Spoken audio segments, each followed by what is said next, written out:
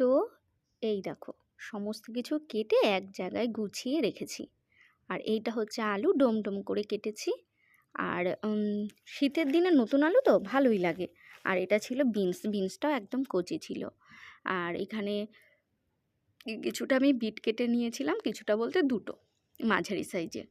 তো বিটটা আমি একটু ছোটো ছোটো করে ওই যেমন আলু পোস্ত কাটে সেরকমভাবেই আমি কেটেছি। আর এদিকে হচ্ছে আমি দুটো বড় সাইজের গাজরও আলু পোস্তর মতনই কেটে নিয়েছিলাম। আর হচ্ছে এইখানে পাশে কিছুটা মটরশুঁটি, এইগুলোই কিন্তু আজকে লাগবে।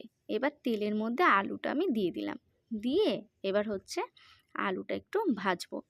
কি বলো তো, শীতের দিনে বিট, গাজর, বিনস, মটরশুঁটি, চাইলে ফুলকপিও দেওয়া যায়, তো সেটার একটু আলাদা টেস্ট হয় এই আর কি। তো এরকমভাবে তরকারি করলে কিন্তু শীতের দিনে ভালোই লাগে। তবে হ্যাঁ, বিট গাজরের তরকারিটা সবার বাড়িতে খুব একটা যে প্রিয় তা না, আমাদেরও সেম। কিন্তু তাও এটা তো খুব প্রোটিন জিনিস, তাও তো মাসে 2-3 বার খাওয়াই যায়।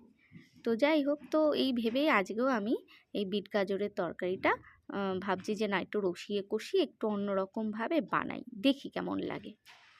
তো শর্টকাটে তো করব না, তাই একটুখানি সুন্দরভাবে বানাবো, তাই ভাবলাম যে তোমাদেরও দেখাই।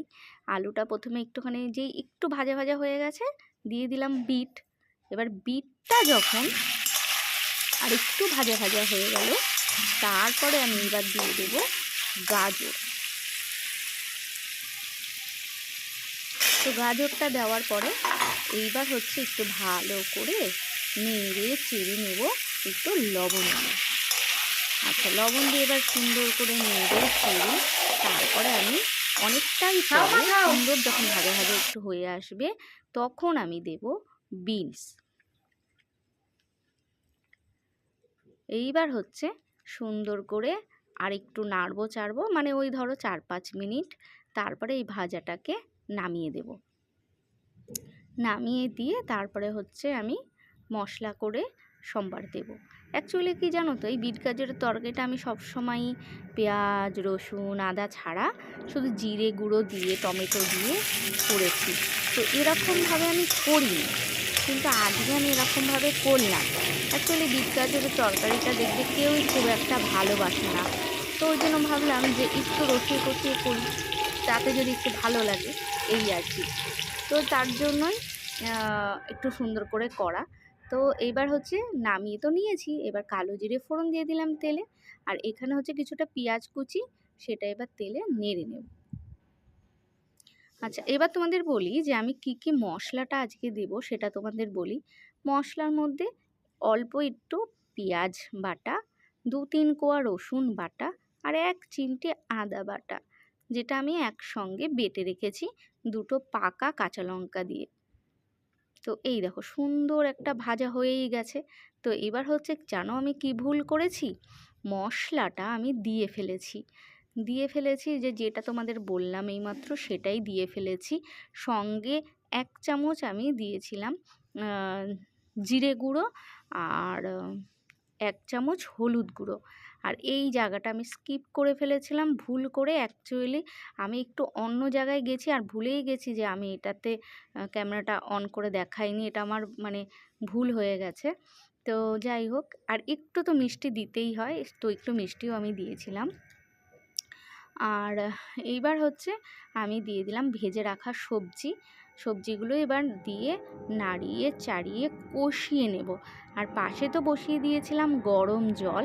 সত্যি কথা বলতে যেটা স্কিপ হয়ে গেল, তার জন্য সত্যি কথা বলতে সরি। আমার এত মন খারাপ লাগছিল যে কী বলবো। তো যাই হোক, ভুল তো হয়েই গেছে, তোমাদের তো আমি বলেই দিলাম যে 2-3টে রসুন, একটুখানি আদা, অর্ধেক পেঁয়াজ, এগুলোই আমি দিয়েছি বাটা করে, আর একটা টমেটো, একটুখানি জিরে গুঁড়ো, ব্যাস। এবার হচ্ছে ভালো করে কষানো তো হয়ে গেছে, এবার একটুখানি আমি দিয়েছি সোয়া সস, মানে ওই 10-15 ফোঁটার মতন, আর একটুখানি দিয়েছি ভিনিগার। তো এই যে, তো এইবার হচ্ছে ভালো করে রসিয়ে কষিয়ে নিয়ে তারপরে এবার দেব গরম জল। কি বলো তো, সবজির মধ্যে না এই যে মটরশুঁটি, বিনস এই যে এগুলো সবুজ, সবুজ হয়ে থাকে, তার জন্যই না দেখতে একটু বেশি ভালো লাগে তরকারিটা বলো? তো যাই হোক, এবারে যে পাশে গরম জল করে রেখেছি, গরম জলটা দিয়ে দিলাম। এবার হচ্ছে নেড়ে চেড়ে একটু ঢেকে দেবো, আর ঢাকনা খুলে একটু লবণটাও চেক করে নেব যে ঠিকঠাক আছে কিনা। দেখো তোমরা অনেকে আছো যে একটু তরকারিটা একটু ঘন ঘন একটু গ্রেভি গ্রেভি হবে, সেখানে আলুগুলো তুমি হাতার পেছন দিয়ে একটু গালিয়ে দিলেই কিন্তু সেটা হয়ে যায়। আর যদি বাচ্চারা সস ভালোবাসে তাহলে টমেটো সস একটু দিতে পারো, তাতেও একটু ঘন হয়ে যেতে পারে। আর যদি বাচ্চারা একটু অন্য ফ্লেভার চায় তাহলে এর মধ্যে কিন্তু তোমরা ম্যাগি মশলা অ্যাড করতে পারো, তাহলেও কিন্তু একটু অন্যরকম হয়। আর আমার রান্নাটা কিন্তু এরকম হয়েছে, আমি 2-3টা আলু একটু গালিয়ে দিয়েছিলাম। তো কালারটা দেখো, আর তোমরা বলো যে তোমাদের ভিডিওটা কেমন লাগলো। অবশ্যই কিন্তু তোমরা আমাকে কমেন্ট করে জানিও কেমন। তোমাদের কমেন্ট পড়তে আমার খুব খুব ভালো লাগে, আর তোমাদের কমেন্টে রিপ্লাই করতেও আমার ভীষণ ভালো লাগে। তো ঠিক আছে, আজকে তারও এরকম করে তোমাদের ভিডিওটা আমি দেখালাম। তো যাই হোক, তোমরা সবাই খুব ভালো থেকো। আজকে এখানেই রাখছি। টাটা।